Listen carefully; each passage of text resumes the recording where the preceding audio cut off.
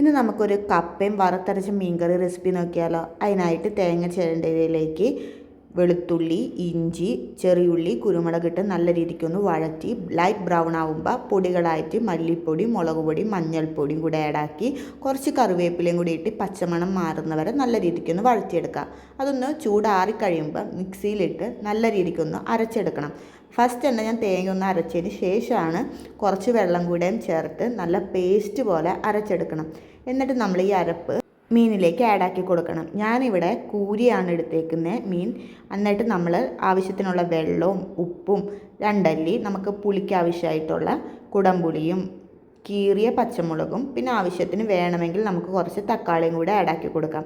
എന്നിട്ട് ഇത് തിള വരുന്നത് വരെ വെയിറ്റ് ചെയ്യണം. നല്ല രീതിക്ക് തിളച്ച് വന്നിട്ടുണ്ടെങ്കിൽ നമുക്ക് സ്റ്റൗ ഓഫാക്കാം.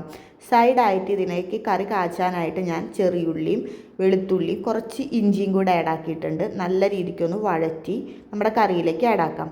പിന്നെ കോമ്പിനേഷനായിട്ട് കപ്പ മഞ്ഞൾപ്പൊടി ഉപ്പിട്ട് വേവിച്ച് നല്ല രീതിക്കൊന്ന് ഉടച്ചെടുക്കണം. അത് നല്ല രീതിക്കൊന്ന് വെന്ത് ഉടച്ചതിന് ശേഷം നമുക്ക് അരപ്പായിട്ട് തേങ്ങയും ഉള്ളി വേപ്പില അതേമാതിരി തന്നെ മുളകും കുറച്ച് മഞ്ഞൾപ്പൊടി ഇട്ട് ഒന്ന് ക്രഷ് ചെയ്തെടുക്കണം. മിക്സിയിലിട്ട് ക്രഷ് ചെയ്തതിന് ശേഷം ഈ അരപ്പും കൂടെ നമ്മുടെ കപ്പയിലേക്ക് ആഡാക്കി നല്ല രീതിക്കൊന്ന് മിക്സ് ചെയ്ത് കൊടുക്കണം. പാത്രത്തിലോട്ടേക്ക് പകർത്തി നമുക്ക് മീൻകറിയുടെ കൂടെ കഴിക്കാവുന്നത്.